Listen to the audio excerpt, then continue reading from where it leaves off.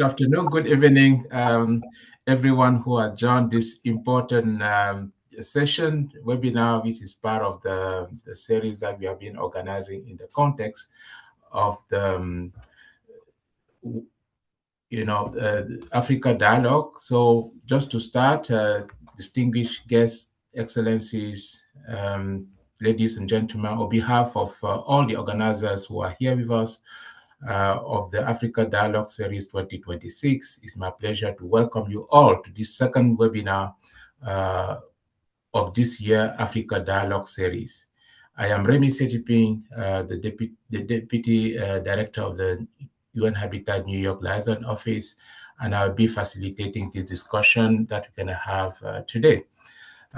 This is the second week, as I mentioned, of the webinar that we run throughout the month, and this is convened on the various themes. Today's themes is on water and sanitation for life, harnessing water resources for the Africa we want.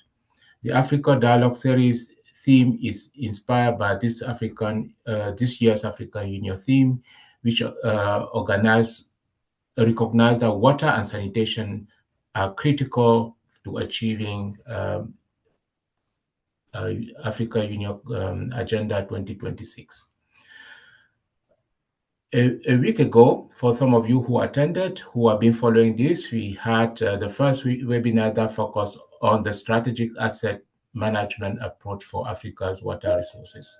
That one was very critical because it's that what we recall from that particular webinar is that we position water and sanitation as strategic asset, that all pillars of socioeconomic and environmental changes are needed for the structural transformation of the continent that we all yearn for.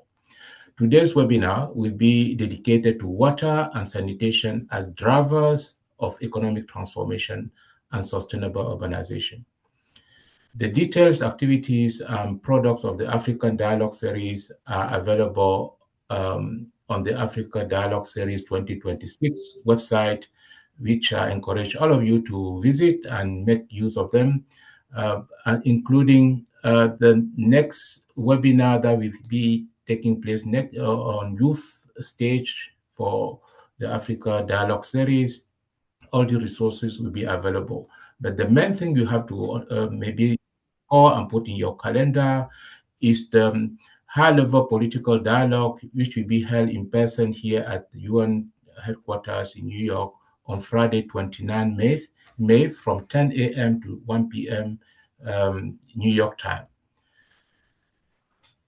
With that, I would like to start this dialogue by inviting our colleagues to air the recorded message by His Excellency Ambassador Mohamed Idris, Permanent Observer of the African Union to the United Nations, to share with us his views. So let's listen in. Colleagues, when it's ready, you can.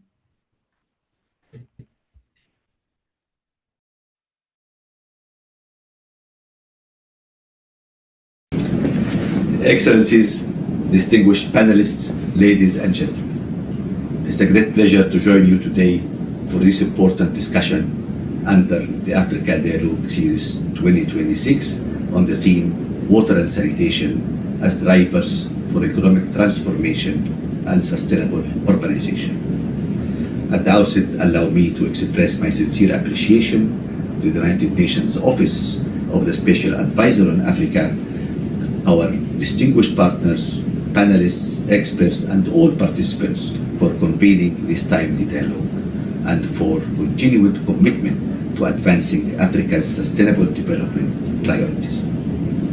Today's discussion comes at a particularly important moment for our continent. Africa is experiencing one of the fastest urban transitions in the world, while simultaneously confronting growing pressures linked to climate change, demographic expansion, infrastructure deficits, environmental stress, and rising demand for essential services. The future competitiveness and sustainability of African economies will depend significantly on how effectively we manage, govern, finance, and protect our water and sanitation systems. The evidence before us is compelling.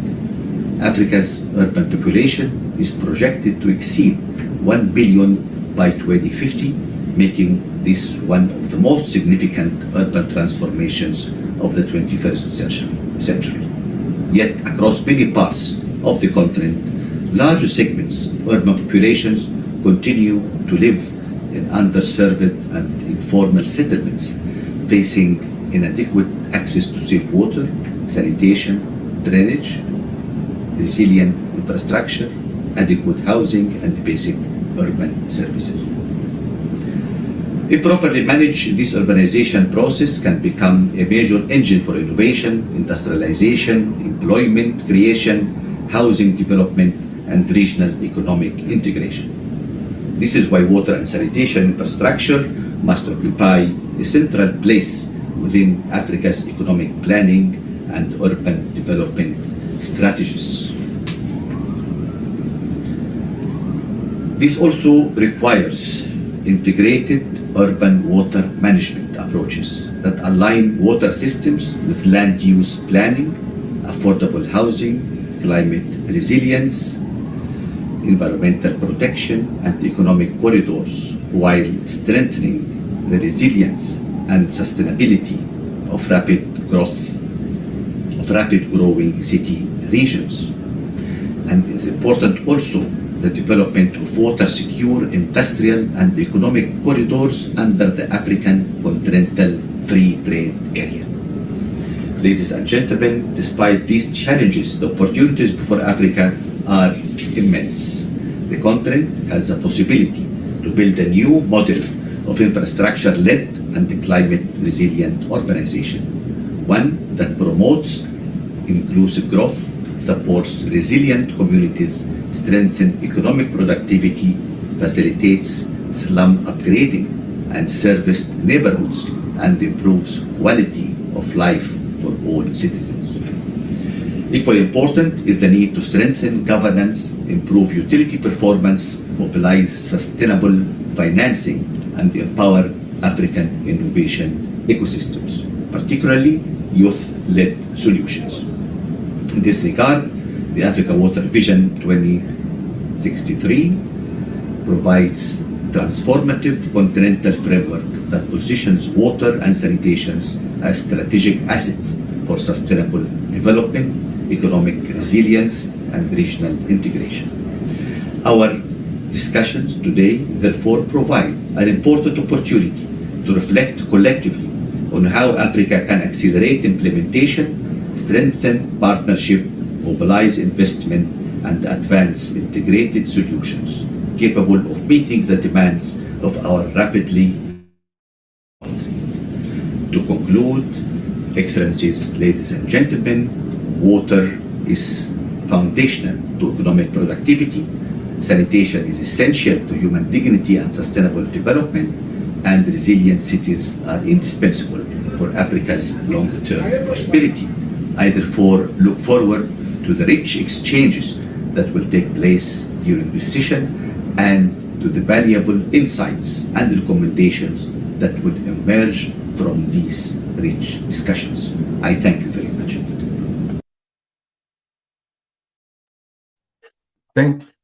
Thank you for airing this important message that set the stage for our discussion.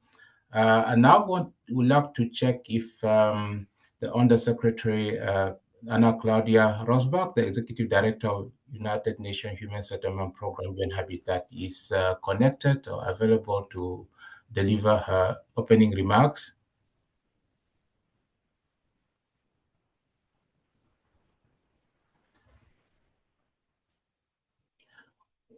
While Mrs. Rosbach is trying to connect or is not available, maybe we can check, we can move to the next speaker as she's getting ready. So it's now my pleasure to introduce Mr. Amin Idris Adum, Director of Infrastructure and Energy Industrialization, Trade and Regional Integration He will be delivering the opening remark on behalf of Mrs. Nardos Bekele Thomas, who is the Chief Executive Officer of the African Union Development Agency at NEPAD.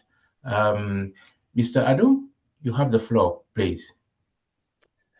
Thank you very much, Program Director. Ladies and gentlemen, Ambassador Idris, Executive Director Rosbach, members of OSA, thank you very much with UN Habitat for convening this important dialogue at what it is. We believe at ODAREPAT this is a genuinely consequential moment for our continent. So I'm going to deliver the message of our Chief Executive Officer, Madame Nardos Bekele Thomas, who couldn't actually make it today because we have preparatory leadership meeting for the ODANEPAD steering committee that will happen tomorrow. So I want to begin with an admission that we think we owe actually to this audience. Our continent have never lacked vision on water. We have had the Africa Water Vision 2025. We have had as well Sharm el-Sheikh commitments. We have had CIRT declaration, CIRT in Libya declaration. We have as well the Abuja resolutions, and we have many. So we have had as well ministerial councils, continental frameworks. Now we have the Africa Water Vision 2063. And yet, this morning, as for every morning, and as we gather here, more than 60% of our compatriots in this continent still do not have access to safely managed drinking water. About 70% of our compatriots in our continent lack safely managed sanitation, and more than half of our urban residents in sub-Saharan Africa actually live in conditions where adequate water and sanitation is just an aspiration. It has never been really a reality. So before we add more words to the pile, we owe it to those people and to ourselves to ask an honest question. Why has vision never translated into delivery? What is really the blockage, or what is the real blockage? Now, in our experience as ODANEPAD, leading the ODANEPAD is mandated by the African Union to turn continental ambition into continental results. So in our experience, the response is not really technical. We know how to build water systems. The answer is not even primarily financial, because though the financing gap is real, the answer is that for decades, water has been misclassified. It has been filled under social services, managed by ministries with the smallest budgets and the least political power, I would say. Water have always been negotiated for in cabinet as a welfare expenditures, rather than allowing it to compete as a strategic infrastructure. And that misclassification has had consequences that compound every year. When water sits in the social column, finance minister treat it as a cost to minimize. When it sits in the infrastructure column alongside roads, energy, industrial infrastructures, digital connectivity, it then becomes an investment to prioritize. And this is not a semantic distinction, ladies and gentlemen. It's really a budget allocation distinction. It is a credit rating distinction. It is a distinction between a utility that survives on subsidies and one that can raise a bond. The Africa Water Vision 2063 makes this reclassification very explicit, by the way. Water security is an economic security. And in other part, in our mandate is to operationalize this principle, not to endorse it in communique, but to embed it in our national strategies, in every country, actually, national strategies, in our infrastructure pipelines, national infrastructure pipelines, as well as regional infrastructure pipelines, in our financing architectures as well, and in the institutional capacity of our national utilities that deliver the service of access to water on the ground. And this is what we are doing. We are doing, for instance, through one of our initiatives with our partners, the Southern and Eastern Africa Water and Sanitation Regional Program, in which we have 12 countries, multi-phase platform co-financed with the World Bank. This is not a project for us.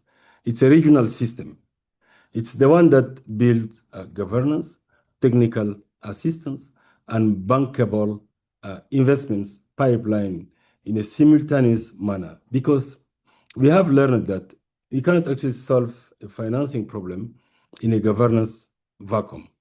You cannot solve as well an infrastructure problem, because water access is an infrastructure problem in a vacuum, in an area where countries' systems are not harmonized. And you cannot actually reform governance without the credibility that comes from delivering results.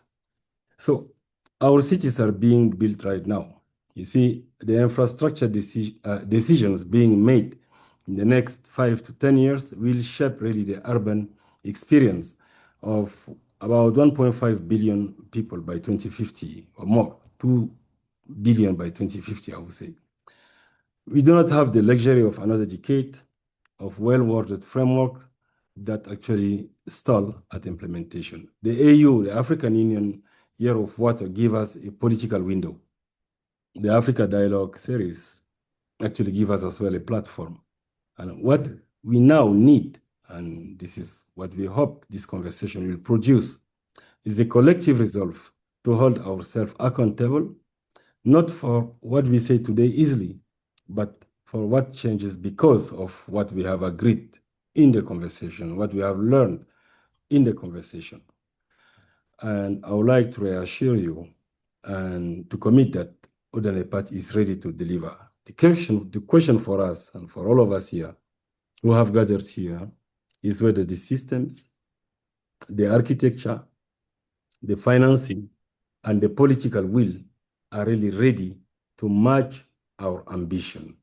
Let's make sure that actually whatever we say here will be translated, of course, at the regional level, but would also be translated at every country level and then be integrated within the national budget, the national financing architecture. I will conclude by saying that yes, water is a right, it's a human right, but someone must pay for this human right to become a reality. And for the payment to happen, that must be properly budgeted.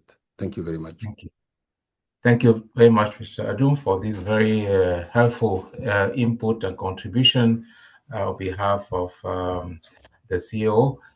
We are encouraging many of you who are online who would like to engage through the chat function to ask your questions. My colleagues here will be pulling some of these questions that later on could be shared with panelists or some participants. We can discuss that further when we go to the question and answer session. I understand that Undersecretary Roxbart is should be connecting soon, but when that time comes in, we're going to just let her in. For the time being, I think we can move to the message of the Commissioner for Agriculture, Rural Development, and Blue Economy and Sustainable Environment at the African Union Commission, His Excellency Mr. Moses Vilakati, for his video message to be aired. So colleagues, go ahead, please.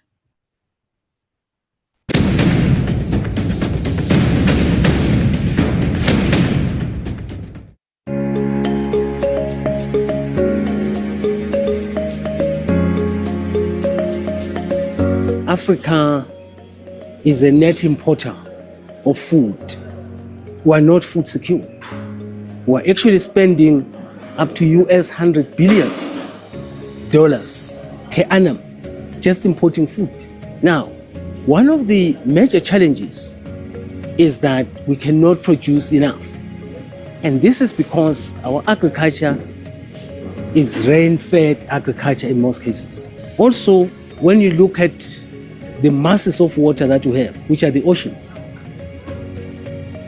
from a well perspective, we're only producing 2% of the fish to consume as part of the food security, which means we have not tapped into the blue economy, nor have we tapped into the land for agricultural production. On the land issue, it is because we are not irrigating our crops and vegetables to make sure that we can have reliable production throughout the year, we can have improved productivity, and we can therefore be able to harness even cropping enterprises that we're not used to before, because all of these require water. So the common denominator is that we need water. But water is not only for agriculture. We need water for energy. Our energy deficiency is huge, and therefore water is critical catalyst to make sure that we can have enough energy. And with enough energy, then we can become productive, we can be manufacturers, we can therefore get into industrialization. When you look at the youth, they like to use digital instruments. And they don't want things that are hardy and tardy. The oldies are used to the whole. With them, they want to use their tech. So they should be able to be farming even when they are here in this conference, using the digital transformation. That's where the youth comes in. And with digitalization, our agri output as well as value chains can therefore be enhanced. I believe strongly that if we intensify the digitalization on the agricultural processes, we will be able to assist the youth, we will be able to attract them so that they see this as a good program that they can follow. They can also get into drip irrigation of this world, monitor it. They can get into greenhouses of this world. They can be using their remote sensing on digitalization to make sure that all those are highly productive and help communities. Aquaponics are also of critical importance for them, because now they will be able to generate or produce fish, with the water that is there, but using their digital transformation.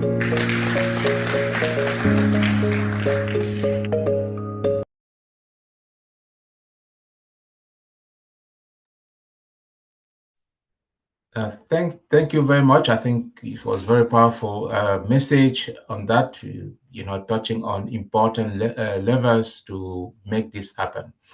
And our executive director is still, when she's available or ready, we could be able to hear her vision, position, and ideas on this important topic. So as we wait for her to come in, we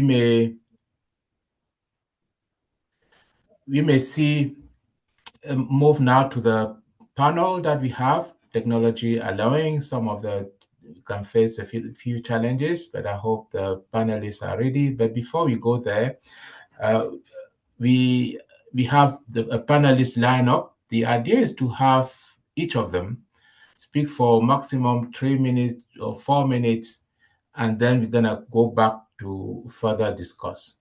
As you audience, you will not be left aside. You are encouraged to use the chat box, the Q&A box as well, to submit your questions, to engage with the dialogue, and then we're gonna collect some of these questions and engage everyone, especially the panelists and some of the speakers who have been here with us on those topics before we close the session. So let's see who is available. So today we have a few, three, I think. Nelson Gomanda, who is the Acting Executive Secretary of Africa Ministers Council on Water. I'm not sure if you are connected. Our first panelist. Remy, I'm not here. Thank you. Oh, perfect. So let's get started with you. I will introduce the other as they get ready. But from your side, I think you are so committed to Africa Water Vision 2063, and that you encourage policy positioning on water and sanitation as economic infrastructure, not just a social service. So we would like to know a bit more or share more light on how, in your capacity, you are helping African countries integrating water into economic, industrial, and urban development planning in general. I think we have a lot to learn from your extensive experience and work that you have. So 3-4 minutes, give us some ideas on how you are doing it and how you can take it forward. So thank you, Remy. I should admit that we should thank the organizers of this meeting, because it's quite timely for us, because the Africa Ministers Council on Water, working with the African Union Commission, as well as the United Nations Economic Commission for Africa and the Africa Development Bank, of course, also with the support of UNEPAD, we've been able to have this Africa Water Vision 2063 and the policy adopted by the ministers, and of course also endorsed at the heads of state level on the continent. It has basically 4 specific pillars. The first pillar focuses on economy and society. The second pillar is looking at diplomacy, peace, and security. The third one focuses on issues of climate resilience. And of course, the last pillar is focusing on innovation, capacity, and information. And under each of those 4 pillars, there are some vision statements, and each one of the vision statements has also some policy goals. But I wanted to come back to the first pillar, because this discussion, just as we have heard from the high-level speakers, we are definitely talking and focusing more on making and looking at water as an enabler for economic growth and inclusive social transformation. And as we work following the adoption of this particular vision and policy, together with the African Development Bank, we are engaging now member states and all the stakeholders to help us develop the first implementation plan, looking at the period from 2026 to 2033. And as I speak now, we have sub-regional meetings that have been convened in each of the 5 regions of Africa. The last one is actually taking place this week for the East Africa region, but we've been to North Africa in Morocco, we've been to Southern Africa in Harare, we've been to West Africa in Abuja, and of course Yaoundé in Cameroon for the Central Africa, now Dar es Salaam for the East. So we are bringing together member states and all the stakeholders to look at what should we be doing as we work towards implementing this new vision and policy. The speaker from UNEPAD mentioned that we have had visions before. We have had the Africa Water Vision 2025. What went wrong? And for us, as we move into the implementation of this new vision, we are recognizing the fact that we need to put water at the center of economic security. And we move water towards ensuring that we understand that it's important for powering industries, agriculture, urban development, mega infrastructure projects as well as environmental security. But why this is very important is that over the years, just as we have heard, if you talk of statistics related to water, you're likely to be told about the levels of access to water, the challenges and the population that are failing to access water. But you never hear us talk about how many jobs have been created because of water-related activities. Recently, we have heard from the World Bank president as they were launching the Water Forward, saying that the World Bank is about jobs. But if you ask today, and if you ask me, I've been in the water sector for some time, I will not tell you how much of the jobs water has created. And this is where we have missed it, because in our language, we focus more on access. We talk a bit about the contribution to the GDP, but it doesn't resonate with the Minister of Finance to say, okay, if I invest in this water project, then this is the amount of jobs that I'm going to create. This is the amount of GDP we're going to generate out of this. This is the amount of the benefits that we're going to accrue from this, from the powering industries, from powering agriculture, and even from the energy as well. So this is where we are coming in now and engaging member states to say, hey, look, let's develop the first implementation plan so that we don't repeat the mistakes that we have made over the past 2 decades, but making sure that we match the vision with the clear plans for implementation. And in this case, this is what we're working on now, trying to see how we can come up with some flagship initiatives, projects that can be implemented, that can be financed. Somebody has already said money maybe is not a problem. I think the problem has been how we have packaged and sold water as an important aspect for our economies, for our growth of our countries as well. Thank you so much, Remy. Maybe I should stop here for now. Perfect. This is powerful. I like your idea of job and water as an investment market, and that's very powerful, linking to finance. I think we're going to take that forward. I'm sure they get trigger more discussion. Stay on. I'm sure there'll be more input questions coming in. Let me check if the mayor of Freetown is connected. Otherwise, we can give her a bit of space. I'm in now. I think. Hello, can hey, you hear me? Our big sister, good to see you. Good that you. Thank you. You managed to connect. We are really struggling to get onto you. We are very pleased, and this shows your commitment on this particular issue because you face it every day. So, up to you. Okay. Yvonne Akisawa, who is the mayor of Freetown, to share with us her perspective, her practical experience and what she's facing on this important topic. So over to you, Your Worship.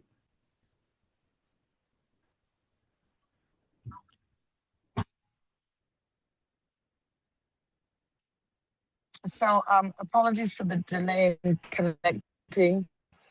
As you can see from my background, I'm actually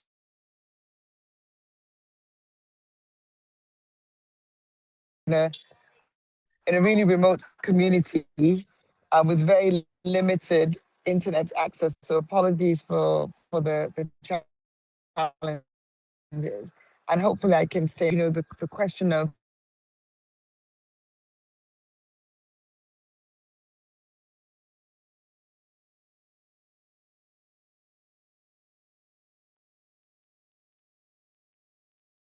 I think that technical challenge is still there. I'm not sure it's only on my side, but I can't hear the mayor who was meant to talk about the Freetown's experience on how investment, what Nelson talked about, water supply, sanitation, drainage, translate into economic job creation, for household businesses and municipal finance. So that's something that we would have loved to hear.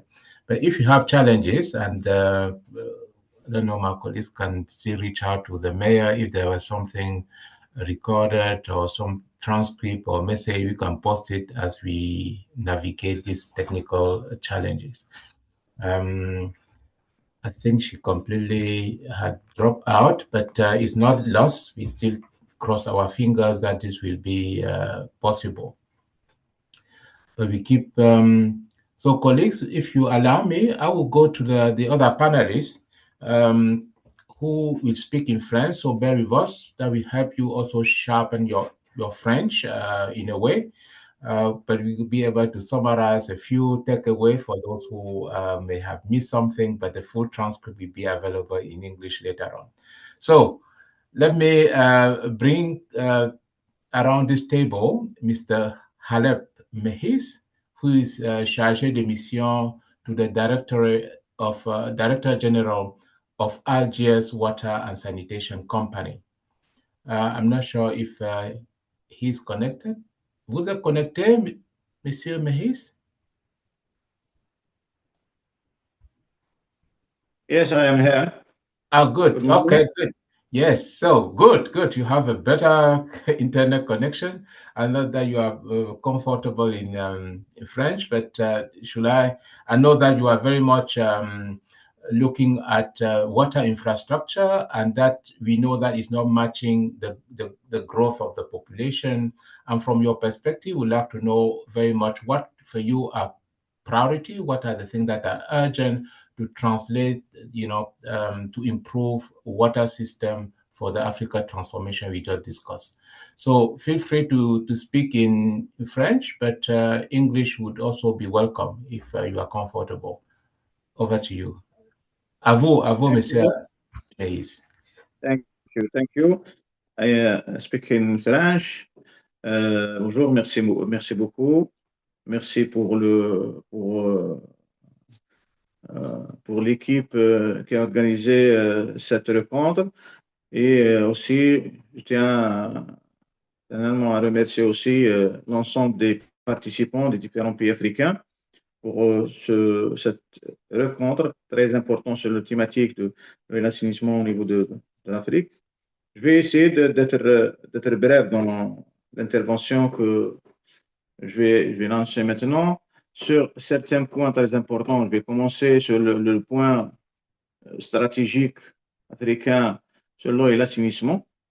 Actuellement, l'Afrique se trouve dans une position très sensible par rapport au changement climatique, et ça qui est lié directement aux ressources sur l'eau potable et d'autres ressources.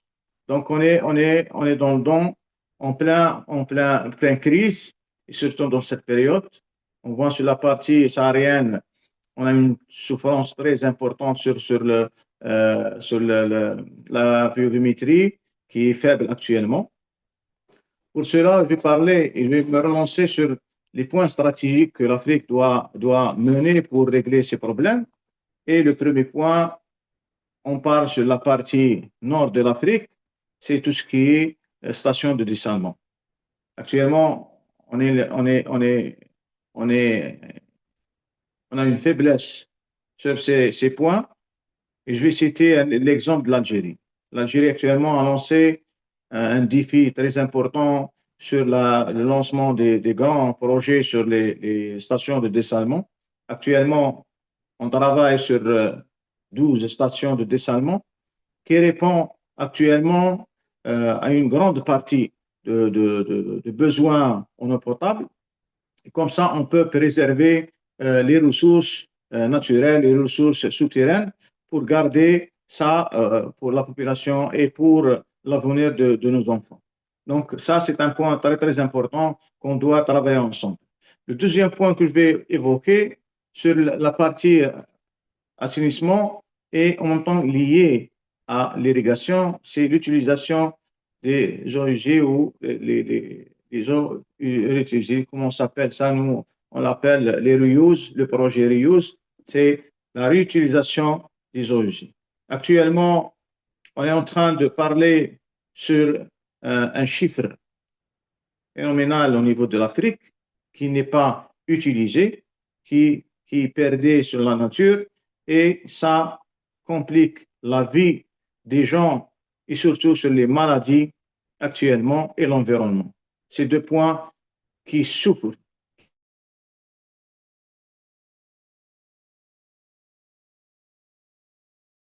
Détruire l'économie du pays. Directement, le taux des maladies qui est en train d'évoluer à chaque fois par rapport aux stations, l'absence des stations stations d'épuration, ça enclenche deux axes très importants. Un, les maladies transmissibles, et deux, détruire l'environnement. Donc c'est pour cela, actuellement, tout le monde travaille sur l'utilisation des eaux usées pour l'irrigation.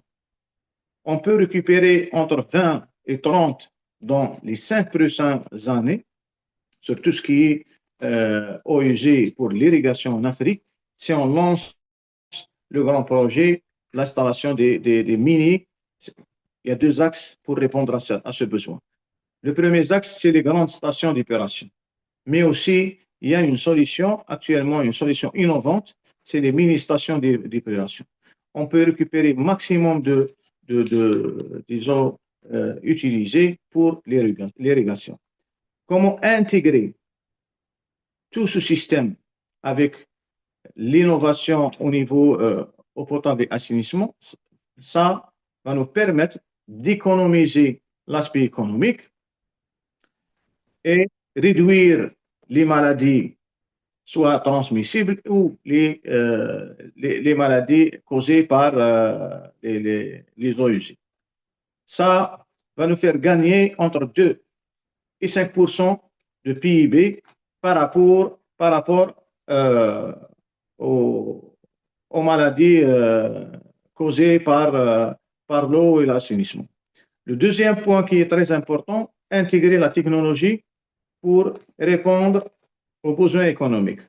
Un point très important, à chaque fois, on essaie d'intégrer sur l'urbanisation de l'eau au niveau de nos pays respectifs, c'est l'intégration des compteurs intelligents. Va nous faire gagner le coût par rapport au coût et par rapport à l'aspect économique entre 27 et 30% des pertes d'eau au niveau de chaque pays. Actuellement, on est en train de parler de 52% des eaux perdues ou non récupérées par rapport à la distribution de l'eau, mais à travers les compteurs intelligents, on peut récupérer jusqu'à 30%, entre 27 et 30%. Ça, c'est le premier lieu. En matière de consommation urbaine ou consommation individuelle, et on parle sur le deuxième volet, sur la consommation industrielle, qui est en train d'utiliser l'eau potable directement. Un autre point, c'est la récupération des eaux traitées pour la consommation industrielle. Donc, on peut orienter tout ce qui est les reuse ou l'utilisation des eaux usées, réutiliser cette eau pour deux aspects importants. L'irrigation, on trouve une faiblesse. Deuxième point, sur l'aspect industriel, où les industries consomment actuellement 47% dans les grandes villes par rapport à l'eau potable. On peut transformer cette logique, réutiliser les eaux usées pour l'industrie et l'irrigation et garantir un eau potable sain pour les citoyens et pour nos enfants. C'est ces trois points qui sont très, très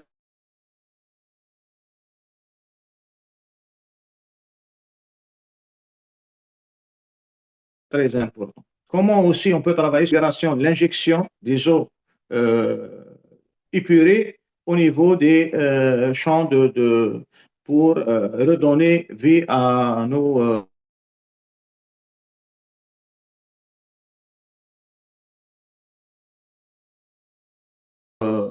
champs de captage ou redonner une vie à nos sources souterraines. Donc on parle sur l'aspect économique, l'aspect innovation de développement aussi.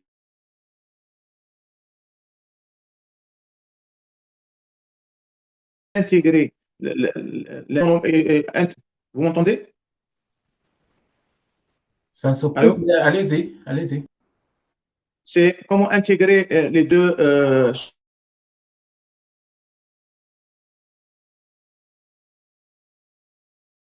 soit pour l'intégration et l'intelligence artificielle à ça. Donc, ces axes, tous ces axes vont répondre à un point très important. C'est le premier point, c'est l'accès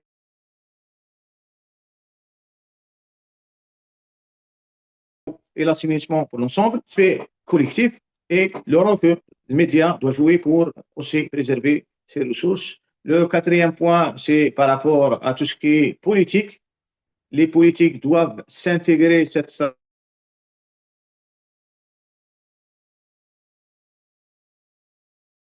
africaine pour pousser à l'accès à l'eau et l'assainissement.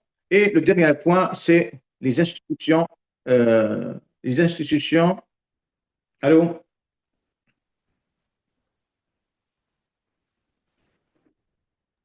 Rémi, allô? L'Internet est un peu instable, mais vous pouvez conclure cette section, on va revenir. OK. Le dernier point, c'est le point politique, où les États doivent s'intégrer sur le plan national de l'eau et l'assainissement, une stratégie commune pour l'Afrique. Et le cinquième point, ça concerne les institutions étatiques pour préserver ces ressources. Tout ça va nous permettre d'avoir un benchmark africain entre les pays, et comme ça, on peut, dans le futur, déclencher un système de transfert de savoir-faire entre les différents pays, et comme ça, il va y avoir un soutien entre les pays où il y a des faiblesses par rapport à l'assainissement. On va développer cette compétence à travers un transfert interne Afrique Sud-Sud, et aussi pour l'eau, l'accès à l'eau aussi, et pourquoi pas se développer et partir loin sur le management des ressources, eau et assainissement.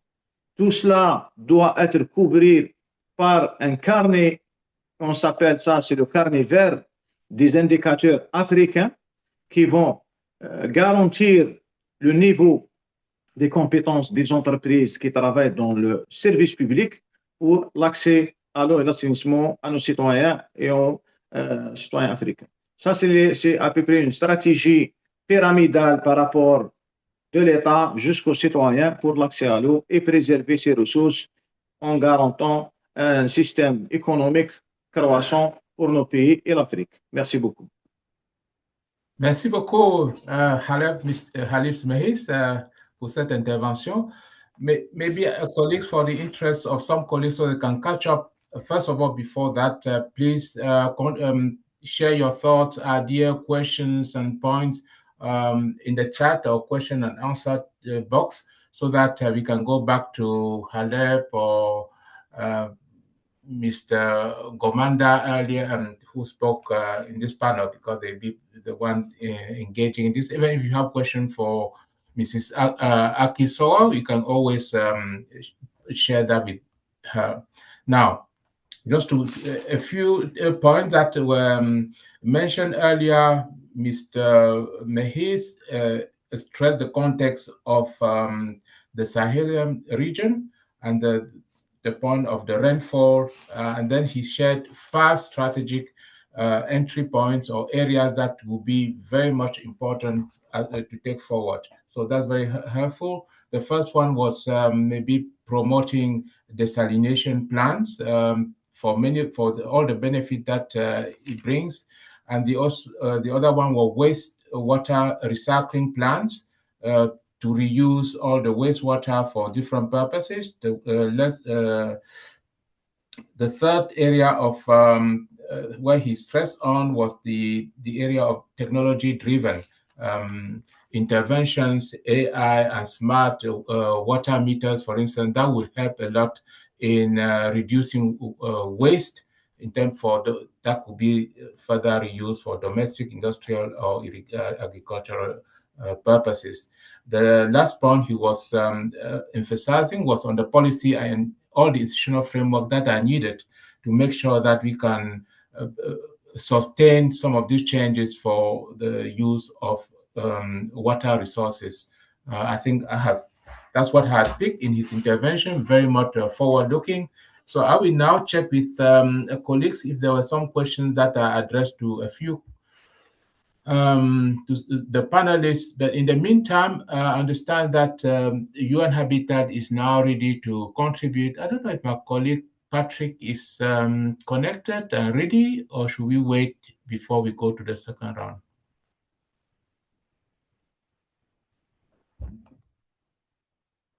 Is Patrick, our Director of Regional Program Division at UN Habitat Headquarters in Nairobi. He'll be delivering the Executive Director's message due to last-minute, change on her schedule. So as Patrick is getting ready, I'll be relying on my colleagues to, if there are questions, they will come back to you. We'll come back to you with some questions that have been posted so you can look. But having said so, I would like to maybe call again on Mr. Gomanda to comment. Then we can maybe engage a bit further on this important discussion you had, where you highlighted the importance of use the digital, the job-related, the economic investment, and that we agree that vision is not sufficient. So we have to do more. So we'd like to know a little bit more on the way forward, moving forward. What are the things, since we know the gaps, we know what had not worked, what will now work moving forward to achieve the 2063 agenda? So are you Okay. there? What opportunities we have there? What are the partnerships we can build? Where do we get that financing?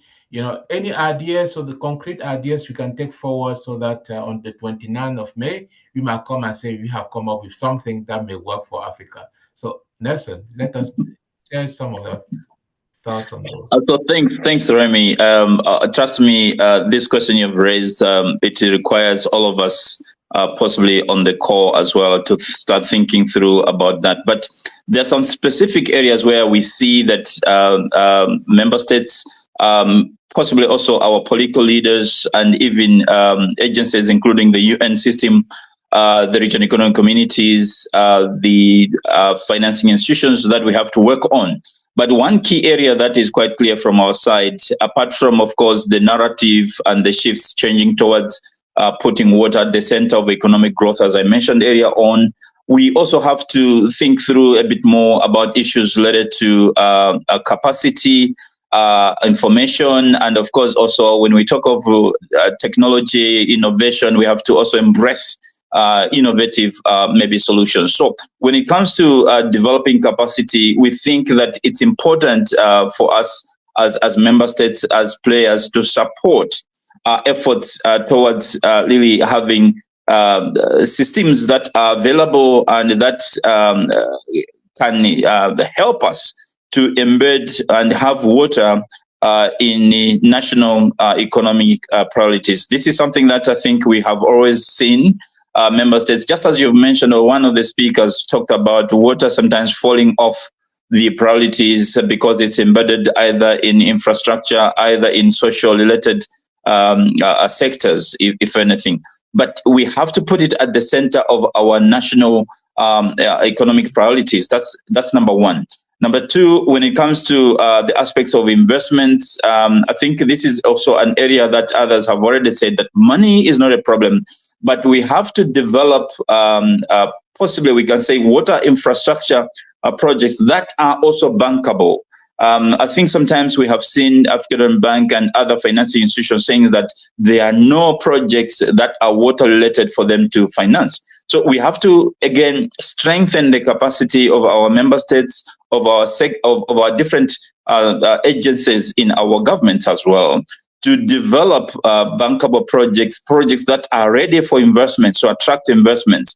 And as we do that, we also have to have our governments help towards working on how to de-risk the sector. And maybe here the question is whether the banking institutions at the regional banks, the African Bank and others at the global level, helping us to demonstrate how we can de-risk the investments, especially in the water and sanitation sector. But again, more importantly, if we are to achieve what we want, we also have to enhance and work towards a human and institutional capacity. At the human level, we can say that this is maybe where we also have a greatest challenge in terms of thinking through project ideas, implementing the different levels of projects, right from preparation all the way to having it finalized and monitored.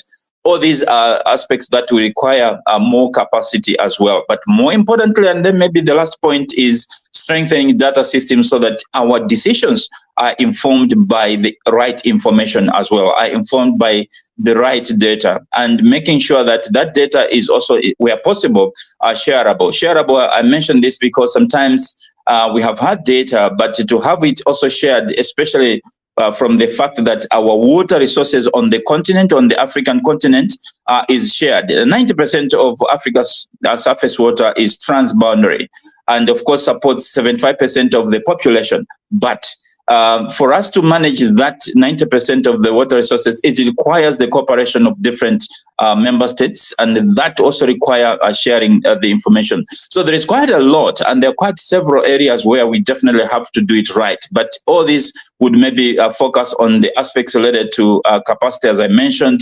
having the capacity to have water mainstreamed in our policies and priorities at the national level, accelerating aspects to do with infrastructure investments, and of course enhancing the human capacity to be able to deliver what is expected, and of course investing on the data systems. That's what I wanted to add over and above what you have shared, Remy. Wow, I think we can close the webinar now with some of these very important things that you brought on board, very innovative in my view. How do we make water bankable? I think that's something we need to really dig in, and good that you have brought strongly the issue of capacity from human, institutional, financial, and the transboundary nature. This is not one country thing. I think for the surface water, as you mentioned, very important, and the issue of data that was already brought on board. So very useful. I think, again, encouraging colleagues to contribute through the chat or through the Q&A questions. We're going to collect all this, the collective wisdom that we have here. We're going to use that later. But it's now my distinct honor to bring in my colleague, Patrick Kanagashigan, who is the Director of Regional Program Division at the Office of the Executive Director of UN Habitat, to come in on behalf of the Undersecretary Rosbach, who had a last-minute, challenge to join us. So, Patrick, I don't know if you can see you can hear us, you can come in.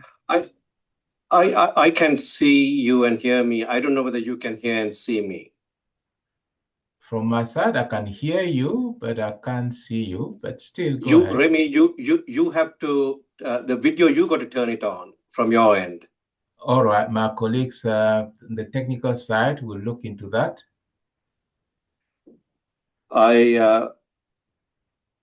Let me see whether I can try this from my end, but it says that it's from your end. So okay, let me say I'm asking Juliet or Utku, anyone? Okay, Remy, we are looking into it. I think we can start the intervention, and we'll try to see if we can do anything on our end with the settings.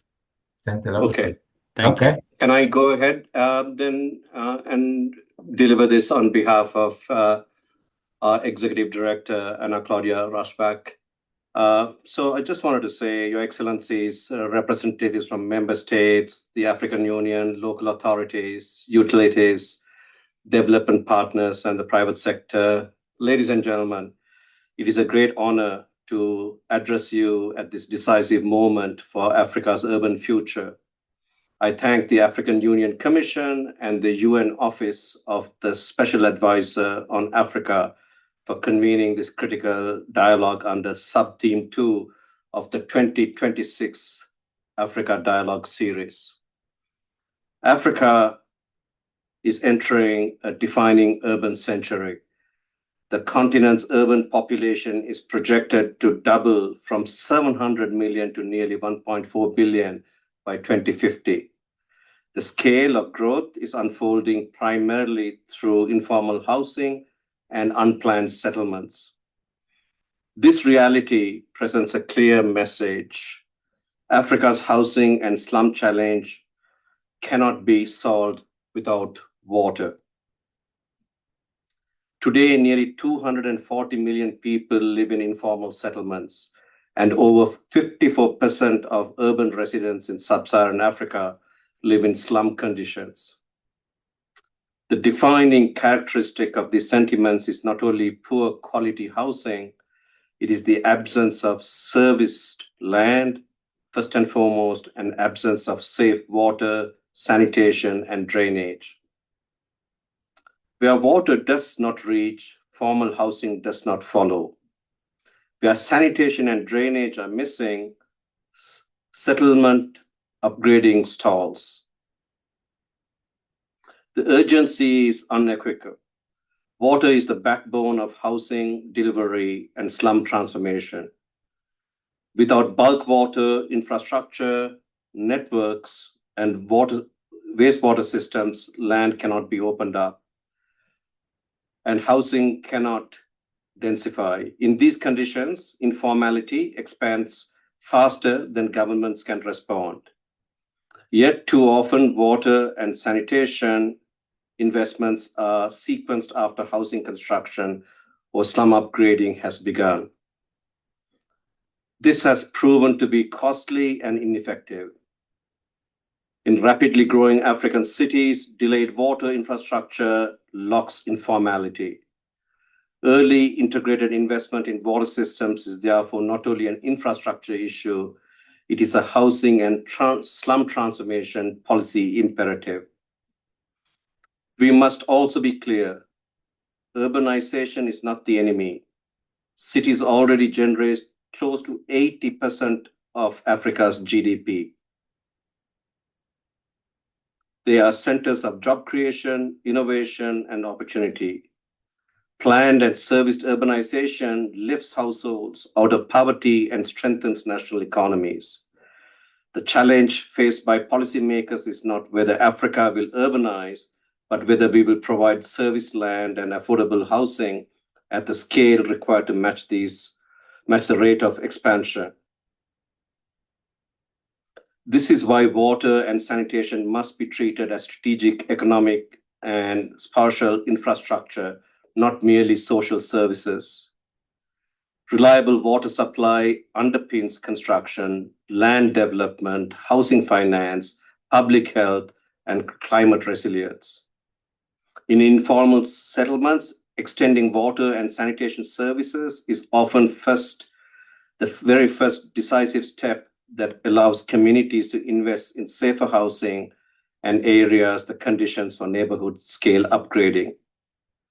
This approach lies at the heart of UN Habitat Strategic Plan 2026-2029, which places adequate housing, access to land, and basic services at the center of inclusive prosperity and climate resilience. To achieve this, 3 strategic shifts are essential. Align housing and land programs with water planning, use water investments as a tool to unlock service land, and strengthen local authorities and water and sanitation utilities as delivery partners for housing. Through the Global Water Operators Partnerships Alliance, UN Habitat has supported more than 770 utilities globally, benefiting 58 million people. These partnerships show the utility reform translates into faster service expansion, stronger neighborhood upgrading, and better housing conditions. Ladies and gentlemen, Africa stands at a very pivotal moment. Climate change, rapid urban growth, and fiscal constraints make incremental approaches insufficient. The cost of non-planning is already exceeding the cost of planning in lost productivity, public health burdens, and deepening informality. As the African Union marks 2026 as the year of water, we have a clear opportunity to reposition water at the heart of housing policy, land management, and slum upgrading. Doing so will allow African cities to grow upward and inward, rather than outward into new informality. UN Habitat stands ready to support you through integrated planning, policy reform, institutional strengthening, and financing solutions to ensure that water and sanitation become catalysts for inclusive housing and sustainable urbanization. If we get water right, we get housing right. And if we get cities right, Africa's urban future will be a powerful force for development, dignity, and shared prosperity. Thank you, ladies and gentlemen. Thanks a lot, Patrick, for availing yourself to deliver this important message, as some of us will realize it was very much timely needed for this particular dialogue. This dialogue wouldn't have been shaped without this particular intervention, where you hammer in the importance of water for urban transformation, as well as the role that we play in supporting water utilities, and the importance of planning the pre-investment in water for better sort of post facto thought when it comes to water and sanitation. So very much useful. You are welcome to stay on for the next 20 minutes, but we understand that you are very busy. But yes, very much appreciated that input. Now it's my honor to go back to the panelists again. Looking at my colleagues if they have any contribution questions to anyone, including to Patrick in the chat, so that they can come in. In the meantime, I would like to go back to Mehis. Mehis, vous êtes là? Mehis? D'accord. I'll say it in French, and then I'll get back to you and explain to the audience in English. Merci. Vous venez vraiment du côté des gens qui travaillent sur les infrastructures en matière de l'eau et l'assainissement. Qu'est-ce que vous faites pour que les gens qui sont considérés comme laissés pour compte, qui n'ont pas peut-être les moyens, pour que ce projet, ce que vous faites, soit plus inclusif et vraiment touche les populations les plus vulnérables? So I wanted to hear a little bit from Manhis, who is coming from the water utility side, to let us know a little bit more what what are they doing to ensure that no one is left behind in their operations to meet the Africa water agenda, to contribute to the 2063 agenda. But I can notice that my colleague Juliet had some additional questions that had come up from the chat. Juliet, you want to come in at this point? Before Yes. Go ahead. Remy, Mr. Moderator, we have a panelist by the name of Arif, who is from AU Peace Envoy for North Africa. He wanted to make an intervention also. I think he's on the connected already. Arif. Okay, Mehis can hold on, and then Arif can come in. Please, sorry for that oversight. Go ahead.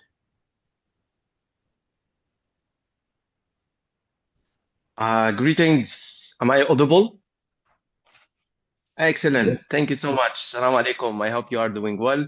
My best greetings from a very, let's say, part where I'm surrounded only by the ocean. I'm actually now in Cabo Verde.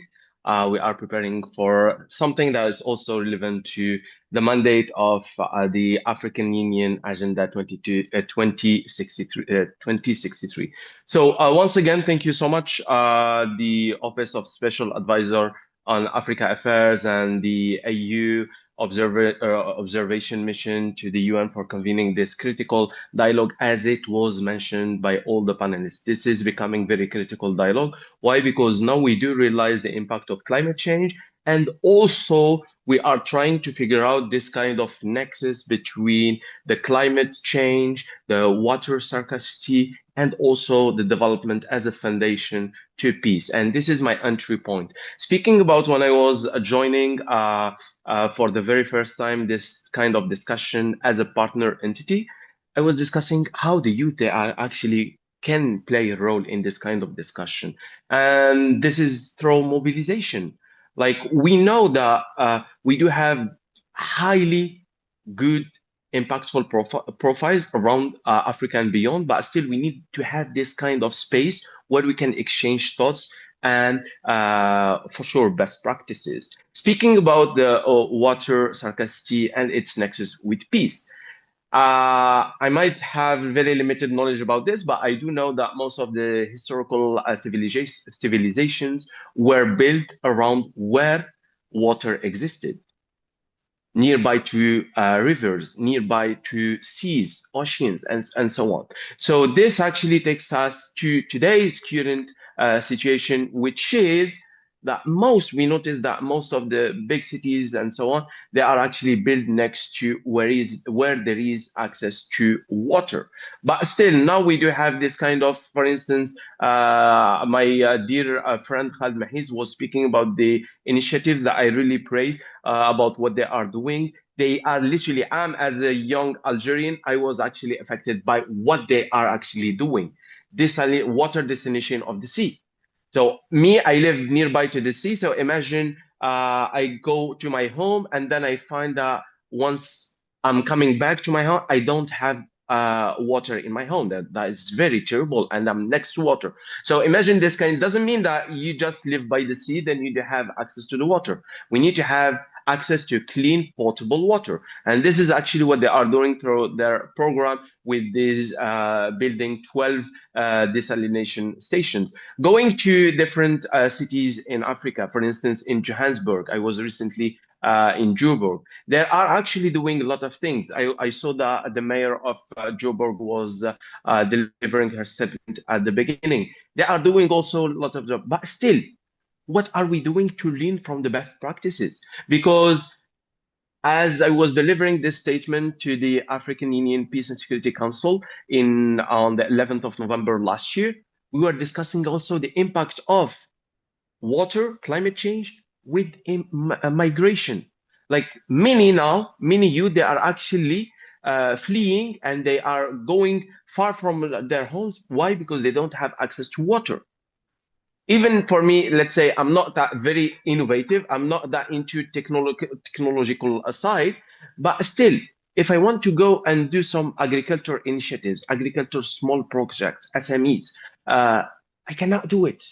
Why? Because I have very limited access to water. And here where your expertise is needed, for instance, I was hearing to our colleagues from AU, from the Nepal, and they were speaking about this kind of a gap, if I may say, or the absence of mechanism between translating the vision into action. But still, I really urge everyone to keep doing and the incredible work. And for sure, I'm here, and we are all here as a youth to mobilize all the resources that we need, our minds, our efforts, our energy, our time, so that we can actually move from a status quo to a better status where we have clean access to water. Thank you so much, and I submit. Thank you so much, Juliet, GP, and I look forward to our today's. This is also a call for tomorrow's webinar, which is going to be the youth stage, where we will be echoing the youth perspectives around this thematic. For instance, today, I'm very humbled. I'm actually now in Cape Verde, and I was moving around and I was listening. I don't have access to the internet, and I told the local driver, please, can I have access to your internet? He's like, yes. So I I jumped to his connection. I was listening to you while I was driving back to the conference venue here. And I was really, really humbled and honored by hearing the technical expertise from your side. And tomorrow we'll be learning more about how us as youth, they see this topic from their side. So once again, this is an open call to join us tomorrow. And please support your youth experts, your youth officers that you do have in your agencies, in your offices, because what matters for us is not about getting upgraded in job or something. It's to have real development for our Africa. Thank you so much, and I submit. Back to you, Juliet.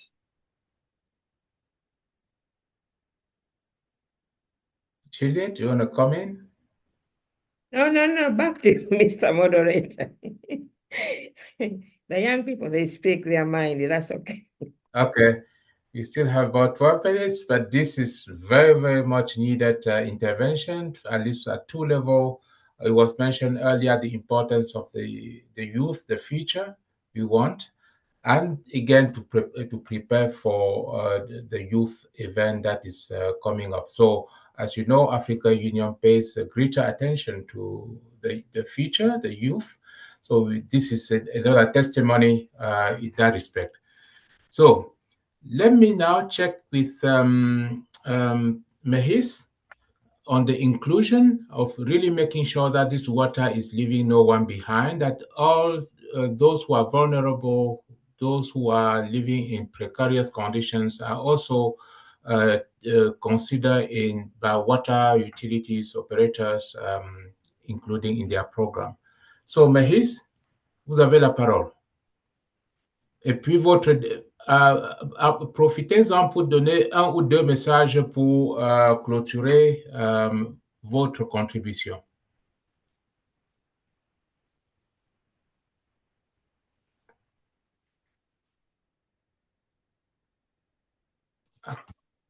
He's experiencing a technical challenge. Otherwise, I will put the same question to Mr. Gomonda, really on the inclusion.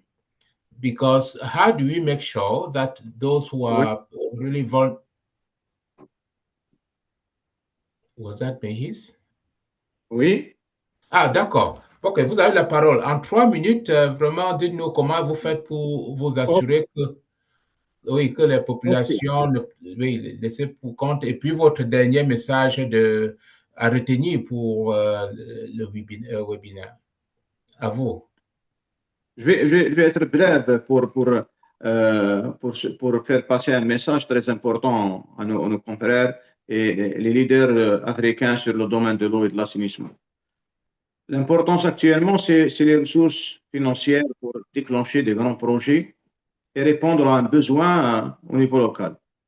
Certains pays souffrent de moyens financiers pour répondre réellement aux besoins des populations au niveau local.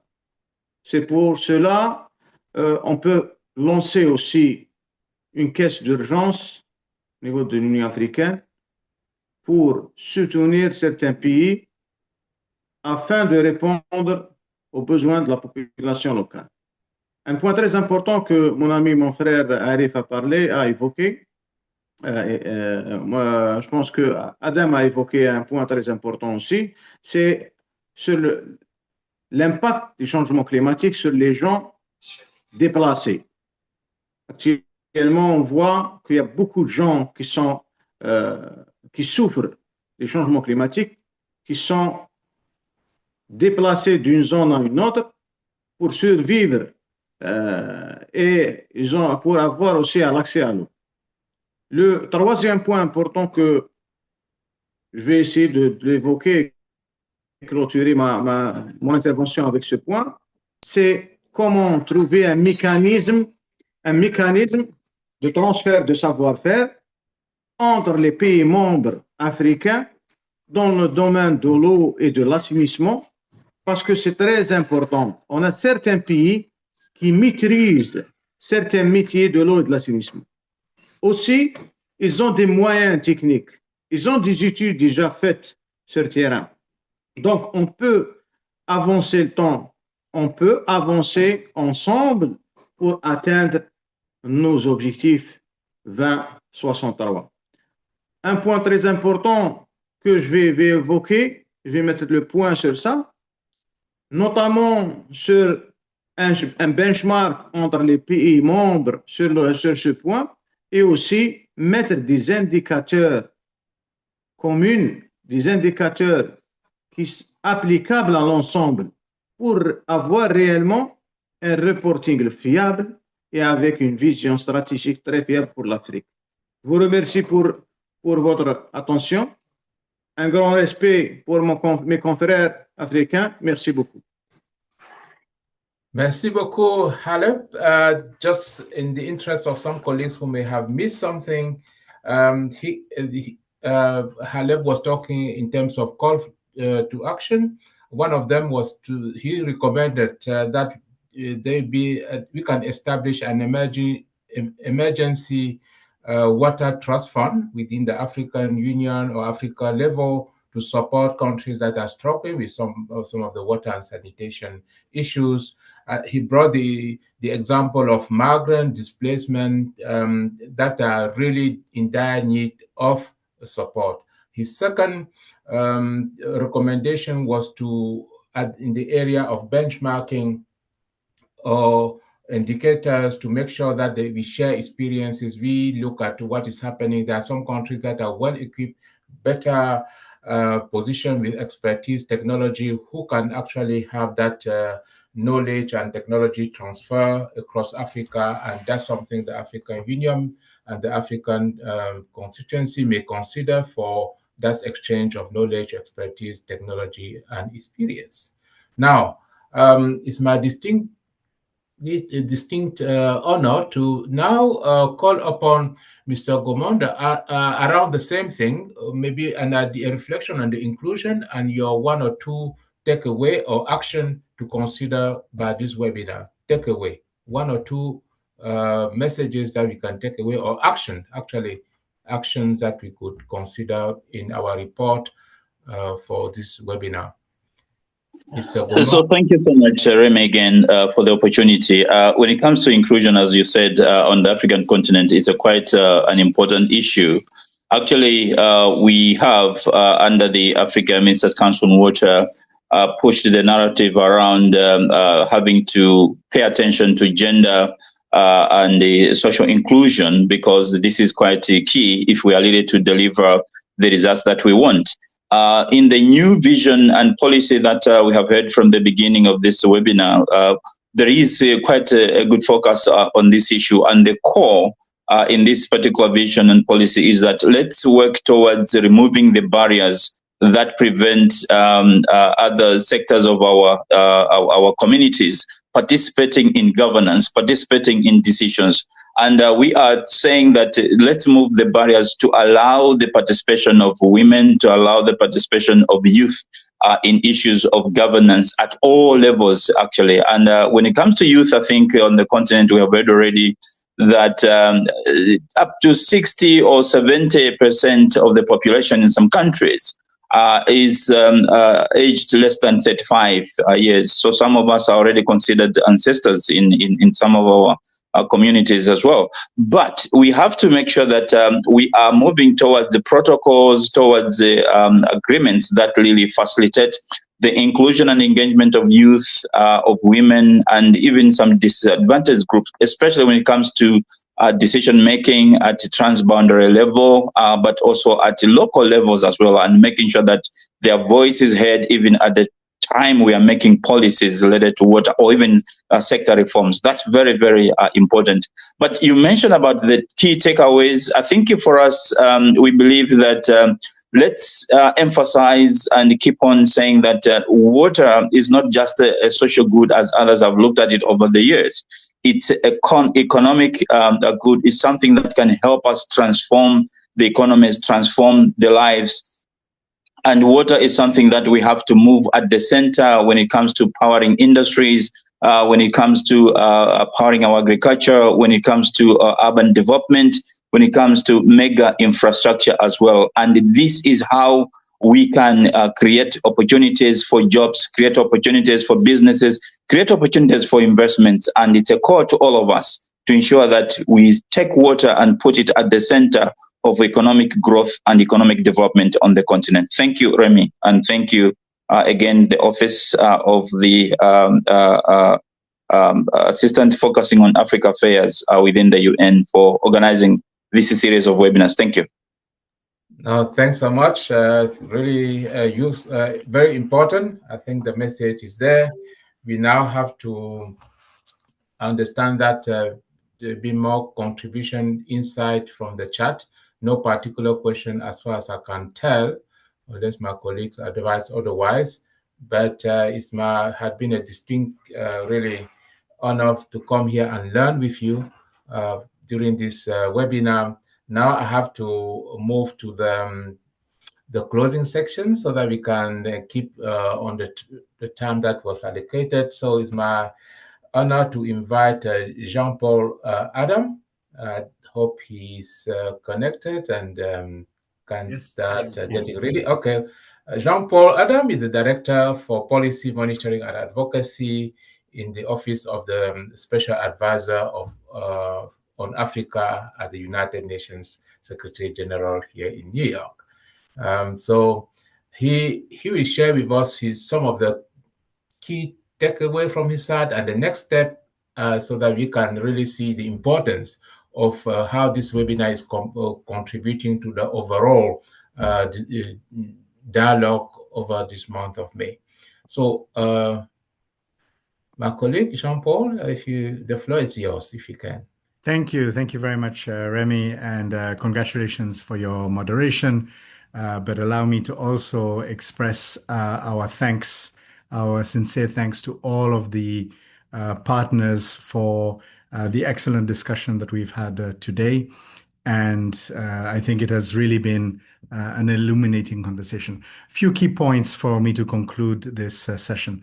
First of all, I think it is very clear for everyone that water is a strategic asset that must be managed by African countries and proactively so. An asset that African countries need to invest in a systematic fashion. It is very clear that as a strategic economic asset for Africa, water drives growth, supports productivity, and sustains jobs. Across the continent, we're seeing that water underpins key sectors from agriculture to energy to industry. At the same time, gaps in access to water and sanitation limit that potential, particularly between urban and rural areas, and it also affects our ability to deliver inclusion, to empower Africa's young people and deliver the demographic dividend. But the Africa Water Vision that we have discussed, and thank you to Nelson from the African Ministerial Council on Water in outlining some of those key elements. And this sets out a pathway towards a water secure and climate resilient Africa, where water systems support industrialization, food systems, energy, and regional integration. And I think we heard in particular in the interview and message from the Commissioner on how this is critical, particularly for food systems, which will drive Africa's industrialization. At the same time, our colleagues from UN Habitat have underlined that Africa is undergoing a rapid urban transformation. And we've heard from cities, we heard from Algeria, briefly from Sierra Leone, that we're starting to see migration also driven by climate pressures. And we have to be intentional in terms of investing in not only the services, but the economic potential of cities. By 2050, the urban population will have doubled, and we underline that cities are engines of growth. 80% of Africa's GDP is generated in cities, but the performance of cities depends on infrastructure and basic services, and reliable water and sanitation systems are central to productivity, investment, and resilience in these urban areas. And we have heard some examples of this. Ultimately, if we get water right, we get development right. The dividends are clear: healthier populations, stronger industries, more dynamic cities, and greater resilience to climate shocks. The next phase requires scale and consistency in investment. Water systems must be treated as a core part of economic policy and planning. This includes explicitly linking water investments to job creation, industrial development, and climate resilience. It includes mobilizing domestic resources alongside private capital and blended finance, and I invite you to look at our policy brief on this. It includes strengthening institutions and utilities while integrating water into urban planning and regional development strategies. And I also noted from our discussion the importance of data around water. Data informs investment and is also a key driver of accountability and effectiveness. And water must drive inclusion and economic participation. We must also deploy technological solutions. This includes digital tools, but in some cases, we must also look at issues such as desalination, addressing wastewater, and other options through technological solutions. We're in a moment of implementation and of action, and the African Union's Year of Water theme is a call to action. Water security is economic security, and it remains central to achieving the Africa we want. Before concluding, allow me to thank once again all of our partners, all of the speakers. Allow me to invite you to join next week's webinar, where we'll be exploring the link between water and sanitation and energy and food systems, and taking a nexus approach, how this helps us address peace and security across the continent. We also have the Africa Youth Voices as part of the dialogue every Thursday. Arif also already mentioned tomorrow's discussion, and we look forward finally to welcome you in person for the high-level policy dialogue on the 29th of May here in New York. which will also be streamed and therefore available for those who cannot join us in person. Thank you very much. Rémi, merci beaucoup. Merci aux participants francophones. Bonne journée pour ceux qui démarrent et bonne soirée pour ceux qui terminent. Thank you so much. Have a good evening and a good day. Merci beaucoup, His Excellency, Mr. Adam. This is very, very much, the roadmap is set, our work is made easier. We know what is forthcoming, including tomorrow. Colleagues, the links are there. Register, share, so that we can make more people benefit from this. So at this juncture, that concludes the webinar for today. And it's just part of a bigger picture. So let's continue with that journey. And we look forward to meeting again tomorrow from the youth lens, where you're going to learn more how you're going to do that for the future generation. So I thank you again, and thanks all my colleagues who have worked tirelessly behind the scene to prepare this webinar. And we apologize for the technical glitches that may have prevented us from accessing more wealth of knowledge and experience from other parts. But we will endeavor to collect that wisdom and put that in the report that will be prepared for the occasion. So not everything will be lost. Stay tuned, stay connected, stay engaged. So thank you again, and you have a blessed day, blessed evening, and until then, bye-bye. Thank you. Thank you. Thank you. Bye. Thank Thank you. you very Bye-bye. much. Bye-bye. Bye-bye. Thank you. Bye-bye. Thank you very much. Thank Bye-bye. you.